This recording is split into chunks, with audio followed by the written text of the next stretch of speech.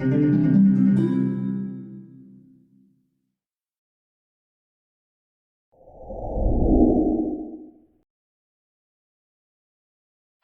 and welcome to my channel. My name is Lynn, and today I thought I would do a little bit of coloring with my Prismacolor pencils. These are really fantastic entry point into color pencils in the sense that I think the price point is really nice and they are a pretty good quality. Even some artists, like proper artists, here on YouTube, use them in their work that they actually sell. Some of them take commissioned work, and they actually do use Prismacolor pencils.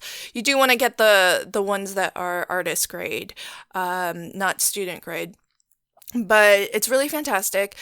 And I don't often do it, but I always love how it turns out. And that is to color onto Kraft card. And I will be making a pet sympathy card using this is a fantastic stamp set from Cat Scrappiness. It's called Rainbow Bridge. And it's got some beautiful sentiments for specifically pet sympathy. Right now, I am just cutting out a mask, and I use Avery repositionable labels, and I'm doing some lazy fussy cutting where I'm only really caring a lot about the bottom half of this dog that I've already stamped out. And that's because it's only the bottom half that will overlap with the bridge image. And the whole reason behind applying a mask is so that you don't get the lines from the bridge that cross over the dog. And that way it actually will appear as though the dog is sitting on the bridge.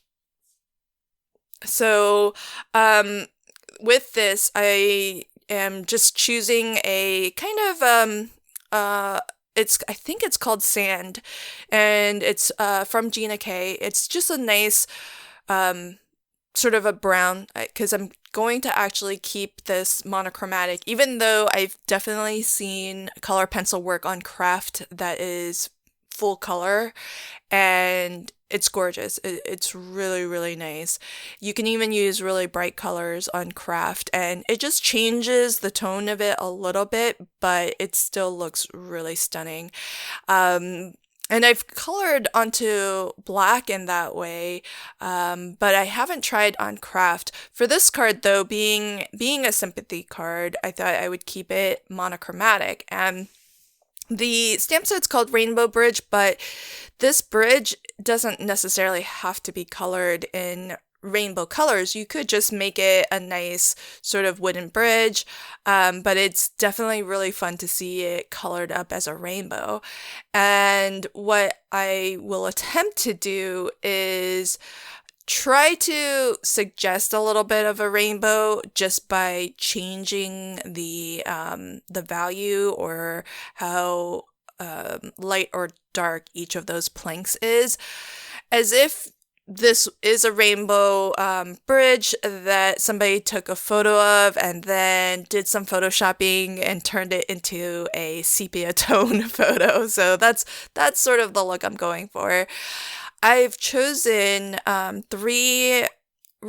two shades of brown, a white as the three colors that I'm working with. And what I'm going to do, and the beauty of working or coloring onto Kraft is that, at least in this monochromatic way, is that the paper itself serves as a color almost. And so you don't have to aim to color every inch of your image, because you can actually use that to your advantage. Use the color of the Kraft card to your advantage. And so I've picked out a rather dark brown, darker than what I've inked with, so that this also becomes a bit of sort of like almost a no line coloring effect. And then I also picked a brown that's a little bit lighter than my darkest. I'm using the native color of the Kraft card as sort of a light brown. And I'm using my white just where I want the highlight to be. That way I have a bit of this image that's actually brighter or lighter than the color of the Kraft card.